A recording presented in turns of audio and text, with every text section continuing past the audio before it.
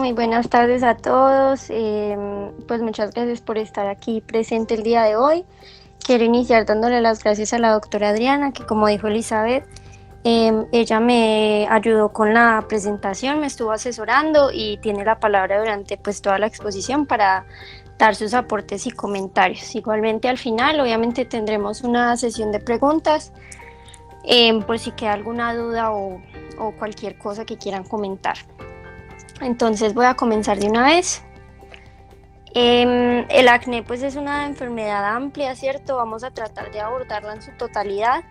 Vamos a hablar sobre la definición, la epidemiología, la fisiopatología de la enfermedad, las características clínicas y cómo se realiza el diagnóstico, algunos diagnósticos diferenciales y obviamente el tratamiento.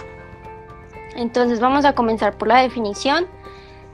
La definición más simple de acné va a ser que es una enfermedad de la unidad pilosebácea, que esta está compuesta a su vez por un folículo piloso y por la glándula sebácea. Acá tenemos pues como una gráfica donde vemos la glándula sebácea y el folículo piloso. Y acá pues estaría el orificio folicular. Pero también tenemos que tener en cuenta que el acné es una enfermedad inflamatoria crónica, ¿sí? Que va a afectar principalmente a adolescentes y adultos jóvenes, pero como vamos a ver más adelante, se puede presentar en numerosos grupos etarios. Entonces, ¿por qué es importante concebir el acné como una enfermedad crónica? Hace mucho, pues, y de pronto aún se tenga un poco esa concepción de que el acné podría ser una enfermedad autolimitada y que es muy propia de algunos subgrupos como los adolescentes. Eso se sabe que pues ya no es verdad. Por estas características que les voy a comentar. Primero, el acné va a tener una presentación de recaída y remisiones, ¿cierto? Entonces ahora vamos a ver que esto tiene unas implicaciones muy importantes en el tratamiento para evitar estas recaídas y que el paciente pues tenga un mejor pronóstico y permanezca más tiempo en remisión. Segundo, va a tener una evolución prolongada, va a tener una presentación en brotes agudos o inicio insidioso y como sabemos va a tener un gran impacto psicológico y social en el paciente y en sus allegados. Entonces, como les comentaba, el entender que el acné es una enfermedad crónica nos ayuda a entender pues, que tiene unas implicaciones para su abordaje diagnóstico y terapéutico. Y estos van a ser con miras a garantizar un mejor pronóstico. Entonces, lo que se recomienda es que se instaure temprana y agresivamente el tratamiento, esto como estrategia para limitar las consecuencias físicas y psicológicas de la enfermedad. El acné pues obviamente trae sus consecuencias como por ejemplo la cicatrización y la hiperpigmentación que van a ser de muy difícil manejo y la idea es instaurar el tratamiento antes de que estas complicaciones comiencen a aparecer. Además de tener en cuenta todo, pues el paciente como un todo y tener en cuenta su autoestima, su imagen de sí mismo y su sufrimiento psicológico. Por el otro lado, el paciente con acné no solo va a requerir un manejo adecuado en la fase aguda, o sea, cuando nos llega con todas las lesiones iniciales muy inflamadas o en aquellos periodos de exacerbación donde el paciente tuvo una recaída, no es que la vayamos a tratar solo en ese momento, sino que se sabe que hay que instalar un buen tratamiento de mantenimiento para garantizar los mejores resultados. Ahora más adelante vamos a ver que eso verdaderamente es el pilar del tratamiento, explicarle esto al paciente, que lo comprenda y pues que tenga la voluntad de seguir muy bien su tratamiento que probablemente va a ser a largo plazo. En cuanto a la epidemiología, vemos que es una patología bastante importante, afecta alrededor del 9.4% de la población mundial y la convierte en la octava enfermedad más prevalente en el mundo.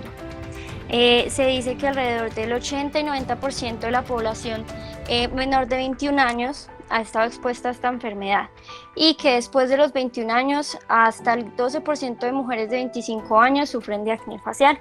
Esto también puede ser soportado por un estudio que se hizo en Alemania donde se hicieron estudios de prevalencia en grupos etarios. Entonces, en el periodo entre los 20 y 29 años de edad, alrededor del 43% de la población presentaban acné, cuando el grupo etario fue de 30 a 39 años, 64% de 20 a 29 años, 43% cuando tenían 30 a 39 años Y aún en el grupo etario de 40 a 49 años, 3% de los hombres y 5% de las mujeres presentaban un acné leve definitivo. Entonces, como vemos, no es solamente una enfermedad que no es autolimitada, que es crónica, sino también que no es propia de ningún subgrupo, que no es propia de los adolescentes, sino que puede persistir a la edad adulta. Estados Unidos es quizás de los países que más estudios de prevalencia ha hecho sobre acné, entonces es donde tenemos más cifras para terminar de comprender el impacto que tiene el acné. Hay alrededor de 5 millones de consultas médicas al año, son por acné, es la primera causa de visita al dermatólogo y la causa número 13 más frecuente de visita a un médico general o a un médico no dermatólogo. Y es la segunda causa más común de remisión al dermatólogo. Ya vamos a hablar un poco sobre la fisiopatología. La fisiopatología va a tener unos componentes claves, ¿sí? Vamos a tratar de entender por qué se llevan a cabo estos procesos, pues por qué se produce el acné, ¿cierto? Entonces, algunos de estos factores involucrados claves, primero es que pues va a haber una alteración en la actividad de la glándula sebácea que se va a asociar con hiperseborrea, ¿cierto? Va a haber producción excesiva de sebo. Ahora vamos a ver por qué se desencadena esto y los ácidos grasos que van a componer este sebo van a estar alterados. Esto va a hacer pues que ahora, como vamos a ver más adelante, liberen citoquinas proinflamatorias que perpetúan el ciclo inflamatorio del acné. También va a haber una alteración en el microambiente hormonal, va a haber interacciones con neuropéptidos que también van a perpetuar esta respuesta. Va a haber alteración de los queratinocitos con una hiperqueratinización folicular. Esto es lo que va a hacer que se obstruya, como vamos a ver más adelante, el orificio folicular y se empiecen a generar los microcomedones, comedones y posteriormente las lesiones inflamatorias.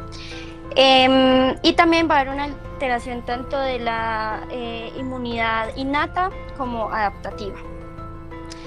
También tenemos que tener en cuenta que pues debido a todos estos procesos se va a hacer más fácil, como vamos a ver más adelante, la colonización folicular de Cutibacterium acnes. Recordemos pues que ya no es Propionibacterium porque este se encuentra en otro tipo de tejidos como el tracto genitourinario, pero el que está verdaderamente en la unidad pilosebácea en piel es el Cutibacterium acnes. Y también tener en cuenta que hay otros factores que están involucrados acá, como son los factores genéticos. Pues no les voy a hablar así ampliamente de esto, pero sí se han hecho estudios con gemelos homocigotos y heterocigotos y se ha visto que sí hay cierta transmisión hereditaria que puede generar riesgo de presentar acné. También pues el acné puede ser empeorado por la radiación ultravioleta y por otros factores de los que les voy a hablar más adelante, como son los factores dietéticos y el estilo de vida. Entonces, a grandes rasgos, ¿qué es lo que sucede? Pues el acné es un proceso inflamatorio inmunomediado. Entonces, los linfocitos CD4 positivos y los macrófagos que estimulan la vasculatura pilosebácea, pues esto va a suceder antes de que ocurra la hiperqueratinización. Una vez ocurre la hiperqueratinización, que ahora vamos a ver por qué ocurre, esa diferenciación terminal defectuosa del queratinocito va a llevar a la formación de comedones. Todo esto va a ser por diferentes factores que ya vamos a ver. Ahora les tengo como un cuadro de resumen, pero por ejemplo los andrógenos alteran pues la diferenciación de los queratinocitos y también está involucrada en la producción de sebo. También están involucradas hormonas como la insulina, por eso vamos a entender que los factores dietéticos, por ejemplo dietas muy hiperglicémicas, van a exacerbar el acné. Y hormonas, factores de crecimiento como el factor de crecimiento similar a la insulina tipo 1 también van a estar involucrados, como vamos a ver más adelante. Hay que entender que la glándula sebácea pues actúa como un órgano endocrino independiente, va a estar influenciado por hormonas. Una de estas hormonas es la hormona liberadora de corticotropina, que al entender esto entendemos por qué el estrés también puede exacerbar el acné, porque se va a aumentar esta hormona y va a alterar el funcionamiento de la glándula sebácea. También tenemos que la vitamina D regula también la producción de sebo. Como les comenté, El factor de crecimiento similar a la insulina 1 también va a regular la producción de sebo, va a inducir una mayor producción de sebo, una alteración en los ácidos grasos y hiperqueratinización folicular. Esto lo hace porque el factor de crecimiento similar a la insulina tipo 1 va a inducir que haya mayor producción de testosterona y de andrógenos de parte tanto del ovario como del testículo. Y en el hígado, en los hepatocitos, va a disminuir la producción de proteínas de unión a hormonas sexuales, entonces va a haber mayor cantidad de andrógenos libres circulantes que van a ejercer pues su función en la unidad pilosebácea, pues haciendo que se produzca más acné y que se perpetúe esta respuesta. Igualmente la insulina también hace esto y también también hace pues que se digamos se acentúe la actividad del factor de crecimiento similar a la insulina tipo 1. Los lípidos oxidados también van a estimular la proliferación de queratinocitos, ¿cierto? Esos lípidos que están alterados en el sebo. Y por último, las metaloproteinasas de matriz van a tener un rol muy importante porque van a perpetuar la inflamación, la proliferación celular y la degradación de la matriz dérmica y la respuesta a los tratamientos. En cuanto a Cutibacterium acnes, en ese folículo sebáceo que ya está alterado por algunos de los factores que ya vimos y que vamos a terminar de ver ahora, va a contener, pues digamos que ya se va a empezar a formar el microcomedón, ¿cierto? Y este microambiente anaeróbico y rico en lípidos va a permitir que C-acnes prolifere.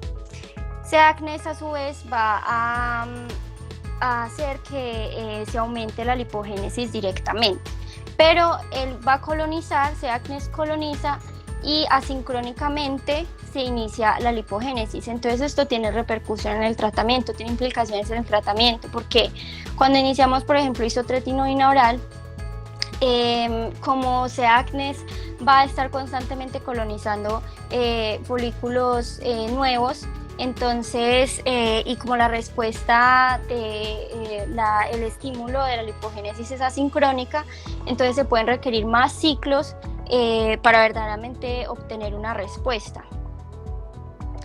Acá esta es la gráfica como que yo les traigo, que les dije pues como el resumen. Entonces vemos que el exceso de andrógenos, que ya vimos pues que por parte del factor de crecimiento similar a la insulina tipo 1 se aumentan, los neuropéptidos regulatorios que van a estar influenciados tanto por hormonas, pues factores hormonales como no hormonales, por ejemplo la insulina, que también ya les hablé un poco de ella, y los factores ambientales, ¿cierto? Que ahora les voy a hablar de esos factores de riesgo. Todos van a intervenir simultáneamente en los tres procesos claves del acné: la hiperproliferación epitelial, la hiperseborrea y la alteración de los lípidos dentro del sebo y la inflamación. Acá vemos entonces qué es lo que sucede ya como tal en el folículo, ¿cierto? Entonces acá en la primera imagen, esta es la imagen que está en la diapositiva de la definición, donde vemos un folículo normal, y acá en la B, entonces lo que vemos es que se empieza a acumular el sebo, se empieza a acumular ese material de los queratinocitos, como ya vimos por qué, y empiezan a obstruir este orificio folicular. Entonces eso todo se empieza a acumular y va a desencadenar la colonización bacteriana, y es ahí donde se empieza a formar el comedón cerrado o como puntos blancos, ¿cierto? Acá en la tipo C es lo que sigue sucediendo a medida que se van acumulando más materiales de los queratinocitos, más sebo. Entonces se comienza a abrir el orificio folicular y se forma un comedón abierto o un punto negro, ¿cierto? Este de acá. Y ese color negro que observamos es tanto por la melanina como por los lípidos oxidados. Ya acá en la D, pues vemos que se sigue acumulando más material de los queratinocitos, hay más hiperqueratinización, hay más producción de sebo, y entonces hay una ruptura folicular y ya se empiezan a formar las lesiones inflamatorias, lo que son las pápulas, las pústulas y por último los nódulos. Eso es lo que les comenté entonces de los factores ambientales. Son los factores de riesgo que debemos tener en cuenta. Es importante saber que este es un tema muy debatido debido a que hasta el momento no hay estudios de nivel de evidencia A, ¿cierto? Todos son B o C, pero ya es importante irlo teniendo en cuenta porque como en cualquier otra patología es muy importante tener recomendaciones para el paciente dentro de nuestro arsenal terapéutico. Entonces les voy a hablar como de los que han sido más estudiados. Tenemos en primera instancia los productos lácteos, que acá tenemos entonces la leche de vaca, ¿cierto? La leche de vaca viene en diferentes niveles de grasa. Y paradójicamente la que más se asocia a exacerbación del acné o empeoramiento del acné es la leche descremada o pues la leche que no contiene grasa láctea, ¿cierto? Y es porque se ha visto que incrementa los niveles del factor de crecimiento similar a la insulina tipo 1, que ya sabemos que hace pues en cuanto a la fisiopatología. Por otra parte están las proteínas tipo whey, que las proteínas tipo whey también son proteínas séricas que se encuentran en la leche de vaca, que se utilizan como suplemento oral para aumentar la masa muscular, y estas tienen muchos factores de crecimiento diferentes que van a aumentar la hiperinsulinemia. Entonces, al incrementarse la insulina, también ya sabemos qué sucede, se van a aumentar los andrógenos, pero también sabemos que la insulina es un factor pues anabólico, va a disminuir la apoptosis celular y pues por eso también hay la hipercreatinización y todo lo que vimos. Por la misma línea, entonces tenemos la dieta hiperglicémica y un estilo de vida sedentario pues que muchas veces están relacionados, que también entonces por los mismos mecanismos que ya les expliqué va a producir acné.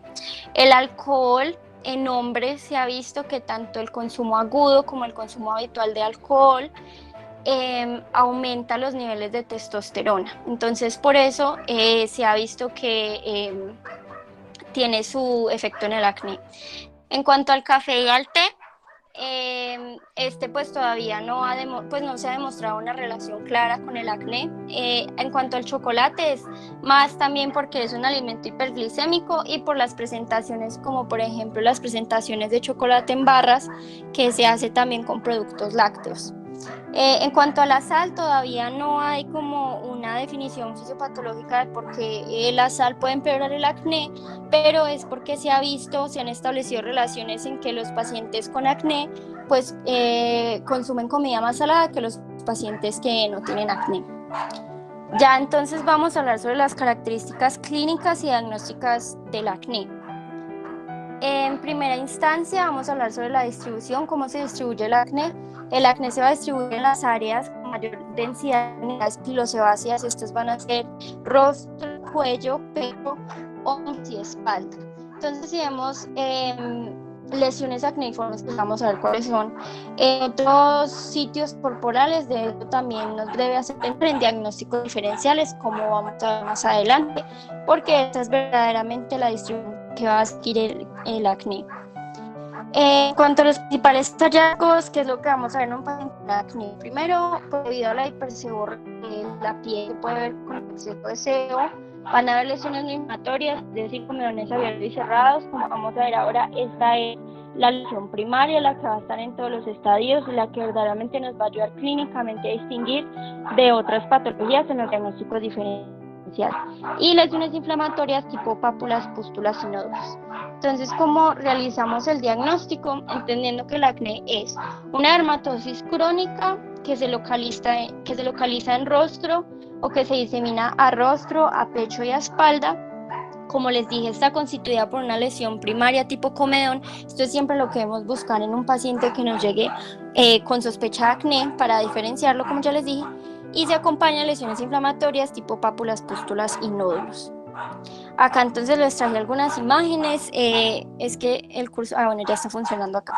Entonces vemos acá lo que son las flechas blancas, nos están señalando los comedones, tanto cerrados como abiertos. Acá vemos pues comedones cerrados, acá ya vemos los puntos negros de los comedones abiertos. La flecha negra nos está señalando, pues aunque no se ve claramente, una pústula, ahora vamos a ver mejor, y la flecha amarilla una pápula. Entonces esto es lo que normalmente nos va a llegar, ¿cierto? El acné es polimorfo, entonces nos van a llegar una variedad de lesiones donde el comedón es la lesión primaria la que debemos buscar. Acá vemos también una paciente con acné, vemos que tiene tiene los comedones abiertos, tiene las pústulas, tiene pápulas. Y acá vemos un acné que aparte de que tiene pues las lesiones que ya mostramos, tiene un factor muy importante y es que es un paciente que ya está empezando a cicatrizar, ¿cierto? Esto es lo que vemos como evitar. Acá ya vemos que el paciente empieza a, a mostrar lo que son las cicatrices de tipo atróficas. Ahora vamos a ver un poquito de qué tipo de cicatrices hay. Entonces este es un acné ya que tiende a ser cicatricial. Acá vemos un acné conglobata. El acné conglobata es una forma rara pero severa y altamente inflamatoria del acné vulgaris. Se da sobre todo en hombres adolescentes y está compuesto por grupos de comedones, por abscesos, por nódulos y lesiones inflamatorias con tractos de drenaje bajo la piel, ¿cierto? Entonces es una forma bastante severa del acné. Ahora vamos a ver pues un poquito sobre su manejo también. Y vemos que están todas las lesiones, vemos las pápulas, las pústulas, pero también vemos la agrupación y lo que son los nódulos.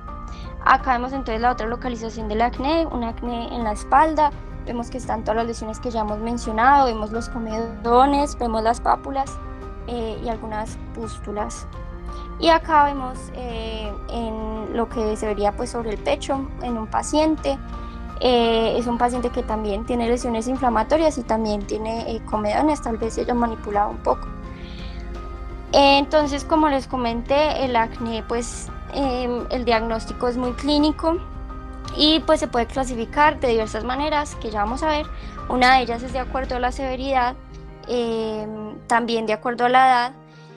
Y entonces el acné se puede clasificar como leve o acné comedoniano papulopustular según el número de lesiones. Entonces este primero va a tener los comedones como lesión principal, pero van a ser pocos, y algunas pocas pápulas y pústulas, pero no van a haber ni nódulos, ni tractos, ni nada de eso.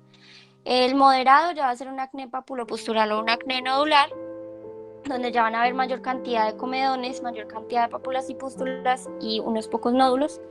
Y el severo, donde ya es un acné nódulo quístico y conglobata, donde la cantidad de comedones es tanta, pues que ya se empiezan a agrupar, a fusionar. Hay muchas lesiones inflamatorias de todo tipo, o sea, tanto pápulas, pústulas, como nódulos y los tractos pues de drenaje. En cuanto a la edad, se clasifica entonces en acné neonatal cuando aparece en lactantes menores de 4 meses, acné infantil en 3 a 16 meses, y pues tenemos la clasificación como según todas las edades como ven acá. Entonces el acné adolescente de 10 a 18 años y el acné del adulto mayor de 25 años. Acá vemos un acné entonces neonatal. Esto es muy importante porque ahora vamos a ver algunas de de los diagnósticos diferenciales del acné neonatal, donde vean que acá vemos una pápula, ¿cierto?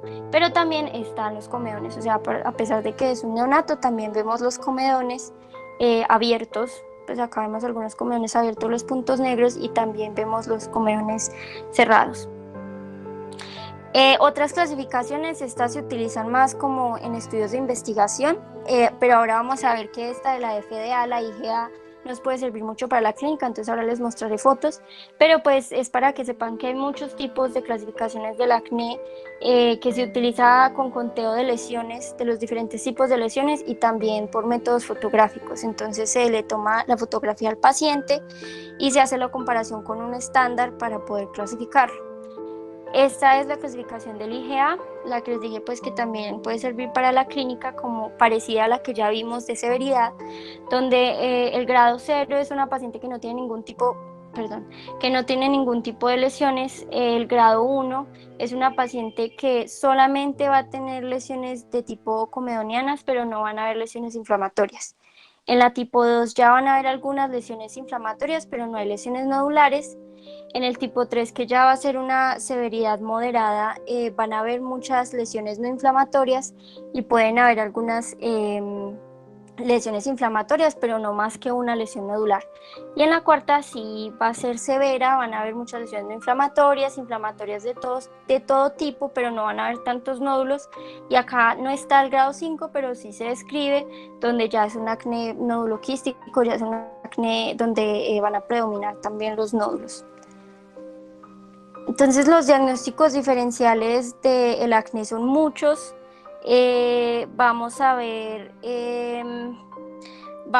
pues que solamente les traje algunos, pero para que les queden como claros eso, ¿cierto? El diagnóstico diferencial casi siempre del acné se puede establecer de forma clínica, pero si tenemos dudas, obviamente podemos recurrir a paraclínicos, a biopsias de piel, dependiendo de la patología que estemos sospechando. Porque está grande, pues lo más notorio de la diapositiva es lo de los comedones, que se venía mencionando desde siempre, pero es porque la presencia de comedones es mandatoria. Si vemos un acné que no tiene comedones, debemos pensar en diagnósticos diferenciales como los que ya vamos a ver. Y el diagnóstico diferencial se va a basar sobre todo en el tipo de lesión que vemos, en la edad de presentación y la persistencia de la patología en la edad adulta. Entonces acá, como les dije, nos traje algunos diagnósticos diferenciales según la edad. Entonces, en cuanto al acné neonatal, lo podemos diferenciar de infecciones en piel, donde vamos a ver sobre todo lesiones inflamatorias, erupciones pustulares benignas transitorias, pues donde la lesión primaria van a ser las pústulas y no los comedones. De la milia sí les traje una fotico que ya vamos a ver. Hiperplasia de las glándulas sebáceas también es otro diagnóstico diferencial, y el acné venerata infantum, que este es un acné que se da por el uso de sustancias oleosas o ungüentos sobre la piel del neonato. Pues es como un acné inducido por estas sustancias. Y el acné infantil, hay muchos diagnósticos diferenciales, les voy a hablar de dos principales: de la dermatitis perioral, que ya vamos a ver una foto, y de la rosácea infantil, que también vamos a ver fotos más adelante. Entonces acá está la milia o los quistes de milium, ¿cierto? Que son pápulas cupuliformes blancas o amarillentas, que van a ser muy pequeñas, de 1 a 2 milímetros de tamaño, y van a estar localizadas sobre todo en mejillas y párpados cuando aparecen sobre los adultos, y en lactantes son más frecuentes en nariz, mejilla y mucosas. Como vemos, son muy diferentes a las lesiones de acné, son lesiones monomorfas, ¿cierto? No hay ningún tipo de comedones ni otro tipo de lesiones. Acá está la dermatitis perioral. Esta dermatitis es común sobre todo en mujeres en edad fértil y en niños. Pues no se sabe la causa exacta, pero se ha relacionado con el uso de algunas cremas dentales, de agua con flúor, de esteroides tópicos. Va a aparecer inicialmente las lesiones, que son sobre todo pápulas sobre el borde nasogeniano, y van a empezar a distribuirse sobre el borde del bermillón, ¿cierto? El borde de los labios. Y también acá se ve un poquito en la foto, van a haber lesiones periorbitales, y también pueden aparecer en la frente. Entonces, ¿por qué lo diferenciamos del acné? No hay comedones, también son lesiones monomorfas, ¿cierto? Van a ser sobre todo pápulas y van a seguir esta distribución. Ya en cuanto a otros diagnósticos diferenciales importantes, tenemos las erupciones acneiformes inducidas por medicamentos, donde acá en la historia clínica va a ser muy importante que el paciente nos indique el consumo de algunos de estos medicamentos que les voy a nombrar, aunque pueden haber más, como los compuestos halogenados, entonces los compuestos yodados, materiales radiopacos de contraste, los bromuros, los medicamentos antiepilépticos como la fenitoína y carbamazepina, los medicamentos antidepresivos se describe el litio, los antituberculosos la isoniazida, la hormona de crecimiento, la ciclosporina, las vitaminas B1, B6 y B12, y los inhibidores del receptor del factor de crecimiento endotelial. La presentación clínica van a ser pápulas y pústulas monomorfas, que se van a localizar sobre todo en tronco y en extremidades superiores. Ya vamos a ver una foto. Pues si existe mucha duda, podemos recurrir a una biopsia de piel, donde vamos a ver una degeneración del epitelio folicular. Y pues como les digo, lo más importante es tener ese antecedente en la historia clínica el que el paciente consume algún medicamento que podamos relacionar y que veamos este tipo de lesiones. Entonces este es un paciente con una erupción acneiforme por cetuximab. El cetuximab es un inhibidor del receptor, del receptor del factor de crecimiento epidérmico, que ahí está en la lística, y lo que vemos son eso, pápulas y pústulas monomorfas, pero no vemos comedones. Puede también darse en la espalda, ¿cierto? Como les dije, lo más común es en tronco, en extremidades superiores. Nos puede generar, si nos genera algún tipo de dudas, pues podemos recurrir a otros exámenes, pero con el hecho de que el paciente nos llegue diciendo que toma cetuximab y al observar al detalle estas lesiones podemos hacer el diagnóstico diferencial. Otro diagnóstico diferencial importante es la rosácea papulopustulosa, que es más común en mujeres entre los 30 a 49 años, va a tener un curso crónico.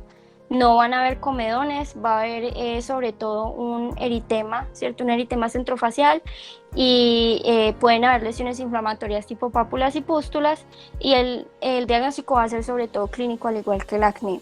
Entonces acá vemos una paciente con una rosácea, vemos sobre todo el eritema y las pápulas, pero vemos pues que no son lesiones polimorfas, no hay comedones, entonces lo podemos diferenciar de esa manera. La foliculitis también es otro diagnóstico diferencial. Pues las lesiones van a ser sobre todo inflamatorias, ¿cierto? Por el agente etiológico. Y pues si tenemos dudas podemos recurrir a exámenes de laboratorio como los cultivos bacterianos, la tinción de Gram o hasta de piel, pero pues usualmente no es necesario, ¿cierto? Acá vemos un paciente con una foliculitis en la zona de la barba, vemos que tiene sus lesiones inflamatorias, sus pústulas, las pápulas, pero pues no vemos otro tipo de lesiones y vemos que está muy en la zona, pues en esa zona del vello corporal, ¿cierto? Ya entonces vamos a entrar a hablar del tratamiento.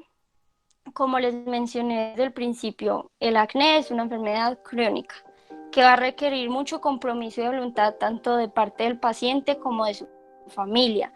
Hay que saberle explicar muy bien al paciente que a pesar de que él puede comenzar a sentirse muy bien, las lesiones pueden desaparecer, no debe suspender su tratamiento porque la falla en el tratamiento de mantenimiento, la falta de adherencia, pues causa que hayan las recaídas. En cada control que tengamos con el paciente debemos evaluar muchos factores, debemos evaluar su estilo de vida, intervenir en esos factores de riesgo como en cualquier otro paciente, mirar su adherencia al tratamiento, la rutina de cuidado de la piel que esté llevando, si está sufriendo alguno de los efectos adversos del medicamento que puedan sugerir que va a suspender el medicamento y la tolerancia a él o pues a los medicamentos que está tomando. Vamos a comenzar hablando del tratamiento tópico. El arsenal terapéutico para el manejo tópico cuenta con diferentes alternativas, entonces se puede usar en monoterapia como combinación, pero ahí pues ojo que los antibióticos tópicos no se pueden utilizar en monoterapia pues debido a la resistencia bacteriana que ahora más adelante vamos a ver cómo podemos pues evitarla, pero según la extensión y compromiso podemos utilizar ciertas sustancias en monoterapia como los retinoides o el peróxido de benzoilo, que ya vamos a hablar de ellos. Entonces, como les digo, pues los principales agentes o los principales medicamentos que podemos usar tópicos son los retinoides, los antimicrobianos, que son los principales. Bueno, entonces los retinoides tópicos son como transversales en el tratamiento, usualmente siempre van a estar presentes porque aun cuando tengamos que escalar en un acné moderado una terapia oral, el paciente debe continuar con una muy buena terapia tópica, donde los protagonistas usualmente son retinoides tópicos y peróxido de benzoilo, como vamos a ver. Pues obviamente hay más opciones, pero usualmente van a ser estos que pues van a permitir el éxito de la terapia. ¿Por qué son tan buenos? Pues cumplen estas funciones, inhiben la formación y el número de comedones, es decir, son anticomedogénicos, y también eliminan los comedones abiertos y cerrados, o sea, son comedolíticos. Inhiben los mediadores inflamatorios y por lo tanto la cascada que da lugar a esa migración de células inflamatorias a la perpetuación de todo ese ciclo inflamatorio. Dentro de los retinoides tópicos, el adapaleno ha demostrado tener mayor acción antiinflamatoria por su mecanismo de acción, que es a través de la inhibición del factor de transcripción AP1, y bloquea los receptores tipo TOL2. con la consecuente disminución de la liberación de citoquinas proinflamatorias. También facilitan la penetración de otros medicamentos tópicos y disminuyen los ácidos grasos libres en los microcomedones. Los principales medicamentos que tenemos disponibles de tipo retinoides son la tretinoína, que viene en diferentes presentaciones, crema, gel y solución en esos porcentajes que vemos ahí. Si tiene algunos efectos adversos que hay que explicarle al paciente, decirle pues que debe ser paciente, porque el paciente sí va a ir generando tolerancia, por ejemplo, al eritema, a la descamación.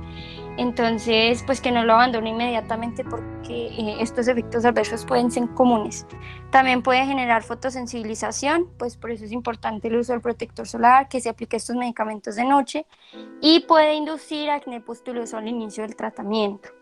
El apaleno, ya les comenté, como el que tiene un efecto antiinflamatorio, tiene presentación tanto en crema o en gel, y en cuanto a efectos secundarios, pues también genera irritación con eritema y descamación. En cuanto al tarazoteno, este viene en concentraciones al 0.0 y al 0.1%, pero es el más irritante de todos los retinoides tópicos, por eso no se utiliza mucho. Y bueno, ya vamos a hablar entonces de los antimicrobianos, y ahora pues les voy a mostrar como una gráfica de cuando nos llega un acné leve, pues qué opciones dar, sino que ahora estoy dando como las generalidades de todos los medicamentos para que los entendamos. Entonces, en cuanto a los antimicrobianos tópicos, estos se han utilizado por mucho tiempo en el acné, y pues la ventaja radica en que no son tan irritantes como los retinoides, pero hay que tener mucho cuidado por el hecho de la resistencia bacteriana. En el grupo se encuentran la eritromicina, la clindamicina y el peróxido de benzoilo. La eritromicina es un antibiótico macrólido que se une a los ribosomas de las bacterias y bloquea las reacciones de transpeptidación y translocación, llevando pues a la inhibición de la síntesis de proteínas dependientes del ARN. La eritromicina base en forma tópica en solución o en gel se encuentra al 12 al 4% y presenta eficacia moderada contra C. acnes. De forma tópica no es sensibilizador, pero sí puede producir eritema, descamación, ardor y sequedad. También hay fórmulas combinadas, ¿cierto? Eritromicina combinada con peróxido de benzoilo y retinoides, que va a ayudar a que mejore su tolerancia y su eficacia y disminuye el riesgo de la resistencia bacteriana. En cuanto a la clindamicina, esta es un derivado semisintético de la lincomicina, inhibe la síntesis de proteínas por su acción sobre la unidad 50S del ribosoma bacteriano y se presenta en gel o en loción al 1% y en productos con combinaciones fijas. Los efectos adversos también son sobre todo eritema y resequedad en la piel. El peróxido de benzoilo es un agente que es bacteriostático y se ha descrito que también puede tener una acción bactericida porque tiene acción comedolítica. Su acción antimicrobiana entonces se debe a que degrada las proteínas bacterianas por la liberación de radicales libres. Su efecto adverso más molesto y más frecuente es la decoloración de la ropa y el pelo, y en algunos pacientes puede presentar resequedad e irritación dependiente de la dosis. Se encuentra en presentaciones de solución gel, crema y gel de lavado de 2.5 y 10%. Entonces acá vemos como unas pautas para el tratamiento, y ahora ya vamos a hablar sobre cómo disminuir la resistencia bacteriana. Entonces, pues acá en esta gráfica, pero ahora vamos a ver otra, lo divide como en si principalmente estamos viendo lesiones inflamatorias o puntos rojos, o si lo que vemos son sobre todo comedones, sobre todo los puntos negros, ¿cierto? O si hay una mezcla de esas lesiones, o sea, un acné leve donde hay tanto comedones como algunas pocas lesiones inflamatorias. Entonces, si lo que estamos viendo son un predominio de lesiones eritematosas, pues acá sugieren iniciar con peróxido de benzoilo al 2.5%, si son comedones iniciar con retinoides tópicos, y si hay una mezcla de lesiones podemos empezar con una combinación. Entonces puede ser peróxido de benzoilo más un antibiótico tópico o peróxido de benzoilo más un retinoide tópico. Esto pues lo vamos a evaluar hasta 8 semanas, el máximo para la evaluación del paciente son 8 semanas, porque si el paciente está con antimicrobiano tópico, pues ahí se debe suspender, ahora vamos a ver, y también pues porque aquí es donde ya se deben empezar a ver beneficios. Si no vemos nada de beneficios, vamos a agregar medicamentos. Entonces acá que habíamos iniciado con peróxido de benzoilo, podemos añadir un retinoide tópico o un antibiótico tópico o ácido acelaico. Y acá que hemos iniciado con los retinoides tópicos, lo mismo, podemos agregarle un antibiótico tópico o de peróxido de benzoilo tópico o ácido acelaico. Y en la mezcla, pues iniciar con una mezcla diferente, o sea, cambiarla por otro tipo de productos. Si el paciente presenta resistencia a estos medicamentos que ahora vamos a definir como, pues, cuando no son eficientes, entonces debemos pasar a una terapia para el acné moderado, que ya va a ser una terapia oral. Acá entonces son las recomendaciones para limitar la resistencia bacteriana, donde hay que tener en cuenta que los antibióticos se pueden usar desde el acné leve, ¿cierto? Como vimos, podemos utilizar los antibióticos tópicos, pero lo que se sugiere es que se combine con peróxido de benzoilo. También se pueden combinar con retinoides tópicos, pero se deben utilizar por tiempo limitado. No deben utilizarse antibióticos tópicos ni orales como monoterapia para el tratamiento inicial ni como terapia de mantenimiento. Hay otras opciones para terapia de mantenimiento. Siempre que se requiere el uso prolongado de antibióticos tópicos, se recomienda esa asociación con peróxido de benzoilo. El peróxido de benzoilo es tan efectivo porque a dosis bajas,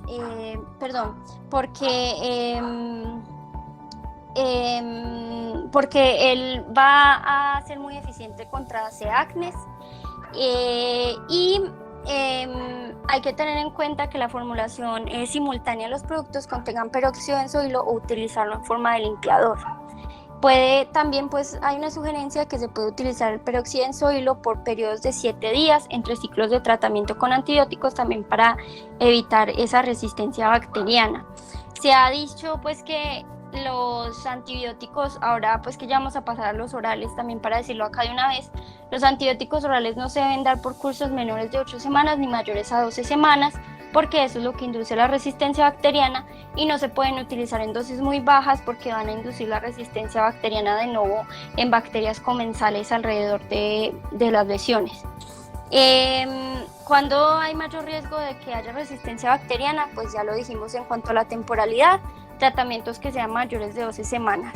Múltiples tratamientos con antibióticos. Ahora vamos a ver que se le da una espera al antibiótico, pero si no debemos recurrir a otros agentes para evitar la resistencia. Convivir con pacientes con acné tratados con antibióticos y la irregularidad en la administración del tratamiento, es decir, una mala adherencia a los medicamentos a la terapia. Ya entonces, en cuanto a los antibióticos orales, ¿cuándo vamos a recurrir a estos? Cuando es un acné moderado extenso, cuando es un acné inflamatorio que fue resistente al tratamiento tópico, como ya vimos, cuando hay compromiso del tronco, vemos que hay mayor riesgo de cicatrización, entonces para evitarla, y en pieles muy oleosas, porque se ha visto que en pieles con mucha excreción de sebo, la respuesta terapéutica es menor, y es porque la concentración del antibiótico se ve reducida al diluirse en esa secreción lipídica. Entonces va a requerir una mayor dosis, por eso se prefiere la terapia oral, y ya si no está funcionando, escalar a otros medicamentos como la isotretinoína, que vamos a hablar más adelante. Los mecanismos de acción de los antibióticos pues dependen del tipo de antibiótico que utilicemos. Los principales van a ser las ciclinas, los macrólidos y la clindamicina. Estos van a inhibir la síntesis de proteínas bacterianas.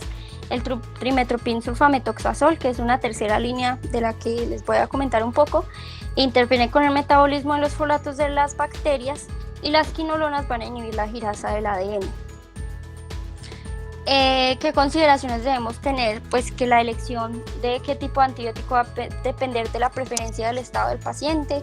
Hay que evaluar muy bien en la historia clínica si tiene antecedentes de hepatitis, de insuficiencia renal, pues porque algunos antibióticos van a tener excreción renal, o hepática o paso hepático, es importante que al iniciar la administración de antibióticos sistémicos se instaure simultáneamente un buen esquema de tratamiento tópico, como ya les expliqué, especialmente los que son transversales, retinoides y peróxido de benzoilo.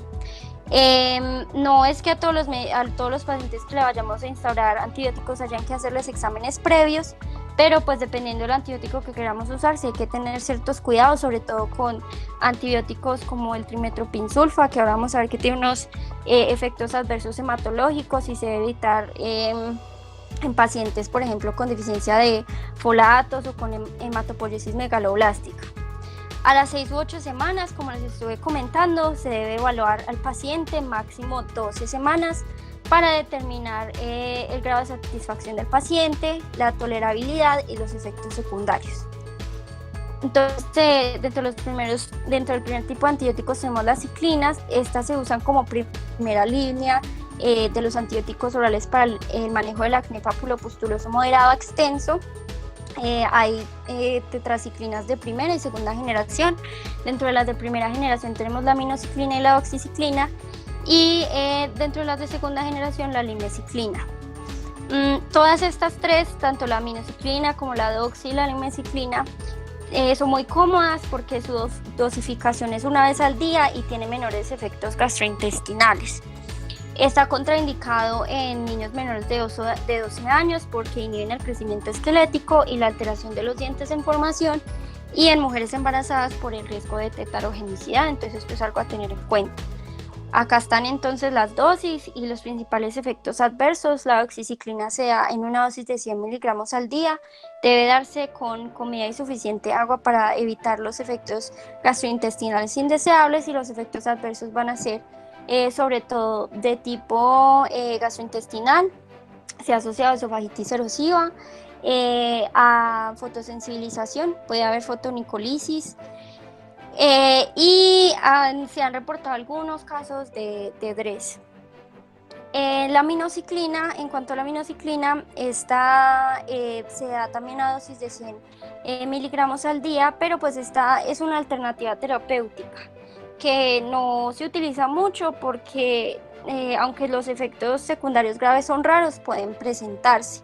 Es la más hepatotóxica de las tetraciclinas. Esto es algo muy importante a tener en cuenta porque su metabolismo va a ocurrir principalmente en el hígado, y a diferencia de la eliminación por vía renal de la doxiciclina y la limeciclina. Pues los efectos adversos graves es que pues como tiene ese paso hepático, su metabolismo es casi todo hepático, puede servir para formar metabolitos reactivos que generan antígenos para iniciar una reacción autoinmunitaria. Es raro, pero puede suceder, y por eso hay que tener cuidado con este antibiótico. También puede producir síndrome de tipo lupus, síndrome de Steven-Johnson, hepatitis A autoinmunitaria. La limeciclina viene en dosis de 300 miligramos al día, ¿cierto? Pues todos deben ser hasta máximo 12 semanas. Se recomienda el tratamiento por periodo de 3 meses, como les dije, para evitar la resistencia bacteriana, y pues que esté instaurado un buen tratamiento tópico.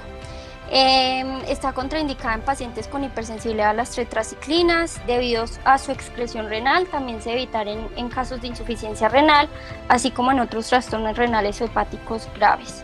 Y pues esas son como las principales observaciones de ese medicamento.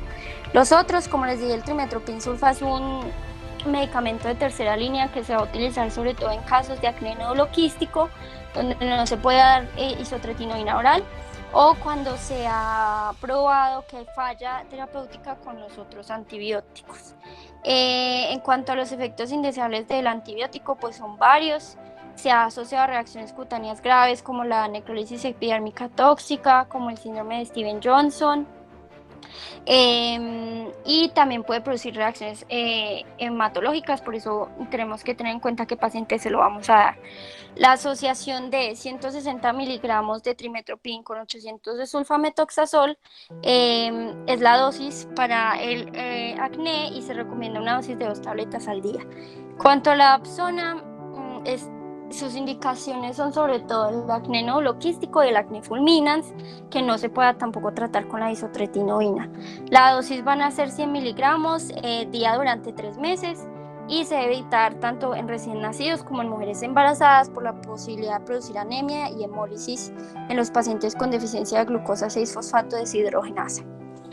Este es el resumen de la antibiótico terapia en acné. Ya vimos pues cuáles son las indicaciones: acné moderado extenso, resistente a tratamiento tópico, compromiso de tronco, y acá no está pero recordarlo, acné que va a tender a ser cicatricial.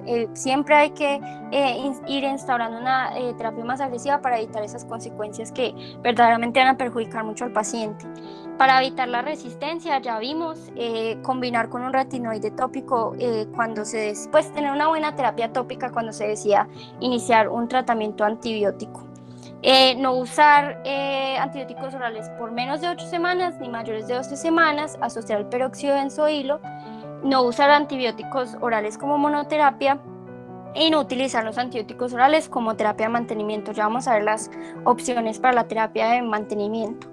La primera línea son las tetraciclinas, la más utilizada la oxiciclina, también la minoxiclina, pero ya sabemos pues que es más hepatotóxica y pues esos efectos adversos malucos que tiene.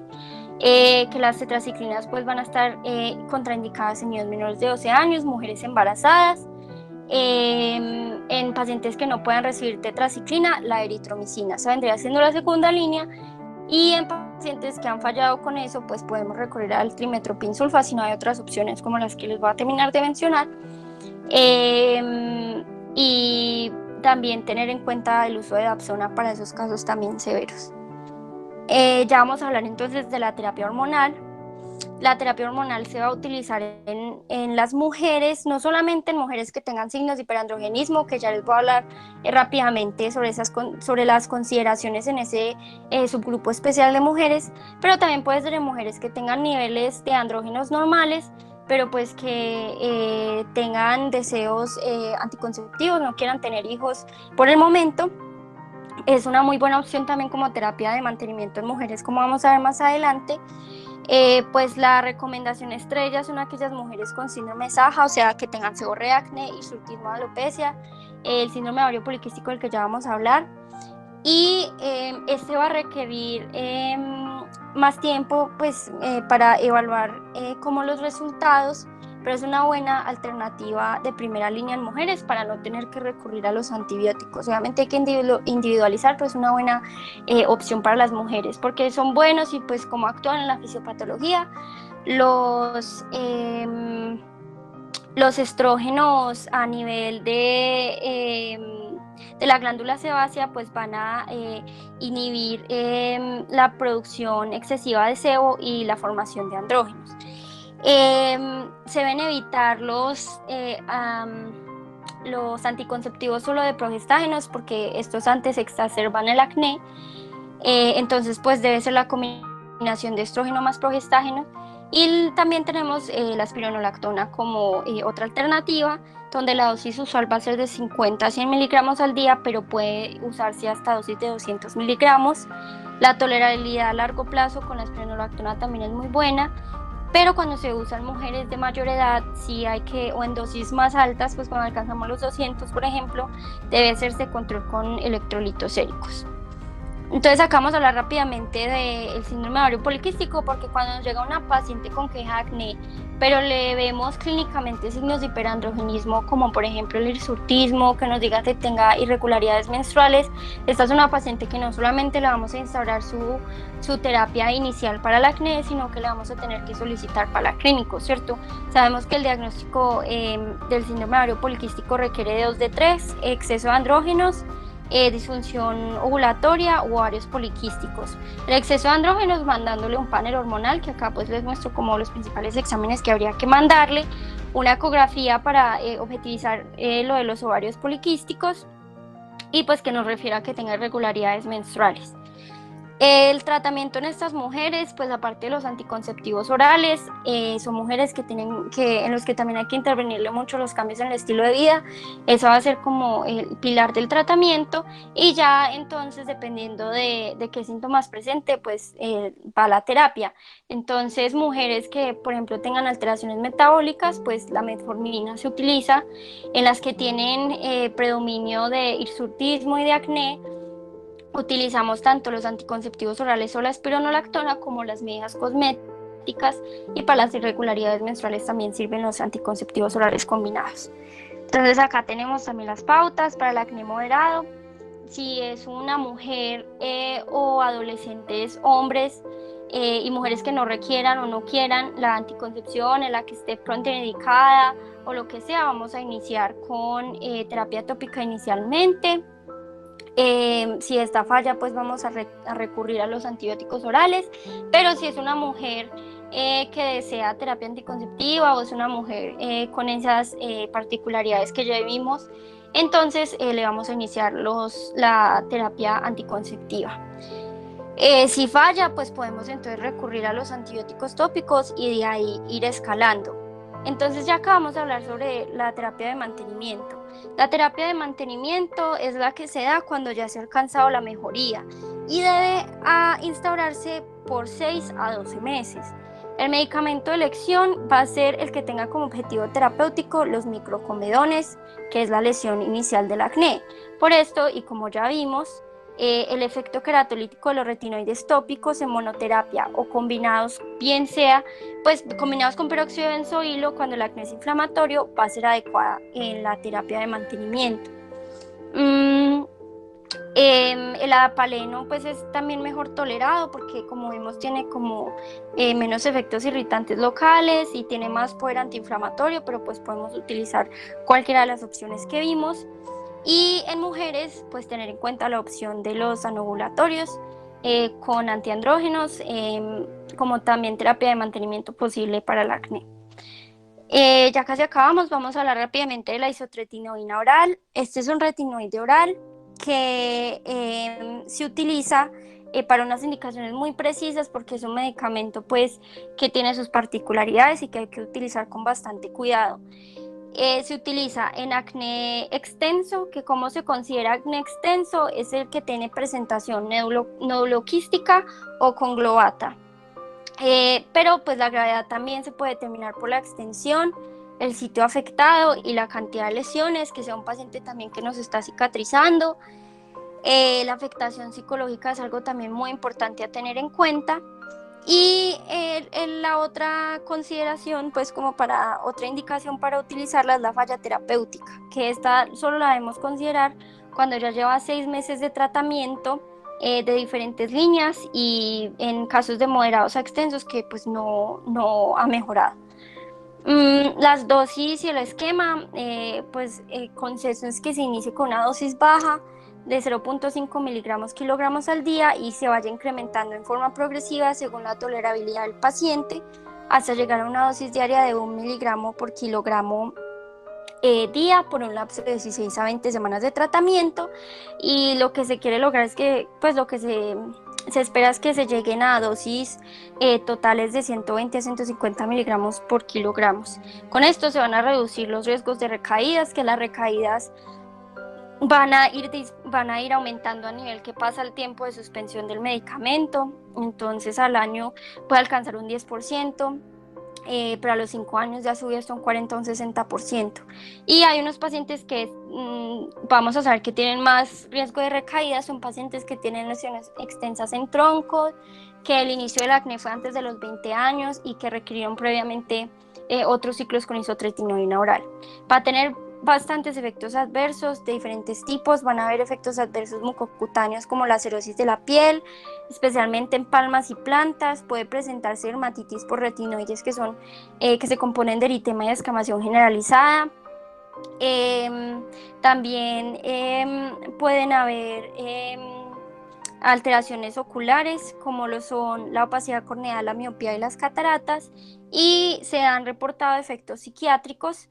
Entonces, muy importante antes de formar al paciente mirarlo de forma integral, saber bien sus antecedentes patológicos, antecedentes mentales antes de formular el medicamento, porque pues sí se ha asociado a alteraciones psiquiátricas, y si el paciente inicia el tratamiento y se detectan cambios en el comportamiento, se debe suspender.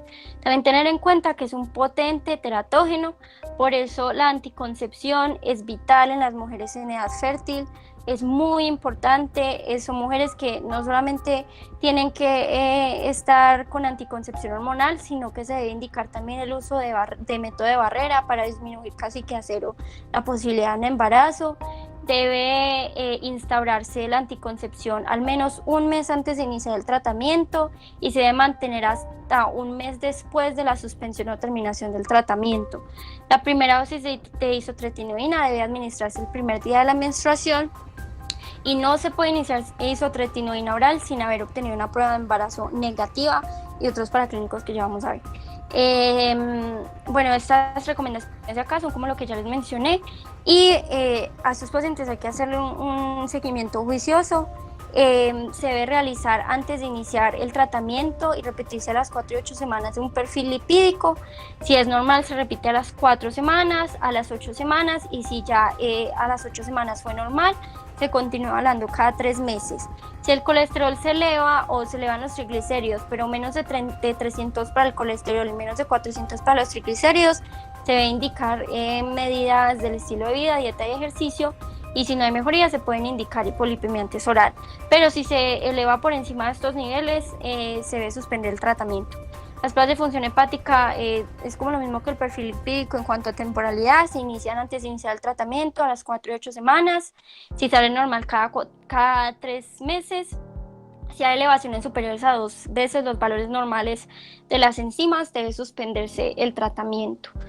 Y luego el inicio del tratamiento, en caso de elevación, no debe iniciarse el tratamiento antes de conocer la causa en caso de elevación. En cuanto al cuadro hemático, se debe practicar también antes de iniciar el tratamiento. Si hay hallazgos anormales, se debe saber por qué antes de iniciar el tratamiento, hacer una evaluación mensual, y si los valores son normales, solamente se continúa si se sospecha alguna anormalidad.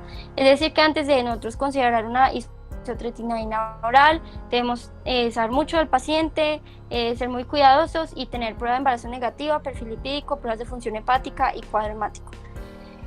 Entonces ya acá es como la tablita del acné severo, donde pues ya vimos que si ya pasó por las líneas anteriores y no hubo beneficio, pues ya entonces se puede considerar la isotretinoína oral antes de que ocurra la cicatrización. Hay que evitar como gastar tiempo innecesario en cursos prolongados de antibióticos si vemos que no están siendo efectivos, o en otro tipo de medicamentos, porque pues pueden empezar a aparecer estas secuelas. Y pues muy importante tener en cuenta y pues que la paciente, cuando es una mujer, entienda los riesgos que puede tener que quede embarazada durante este tratamiento.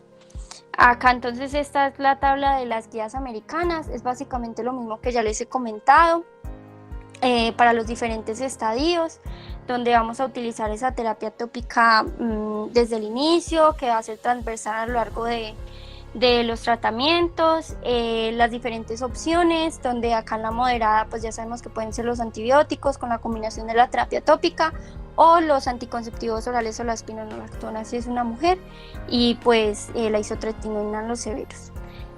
Ya para terminar, pues terapias alternativas, están las terapias con láser y luz. Estas no son muy efectivas como monoterapia, pero pues es una alternativa. Hay diferentes estrategias, ¿cierto? Están las fuentes de luz visible de onda continua y de amplio espectro, la luz intensa pulsada y la terapia fotodinámica.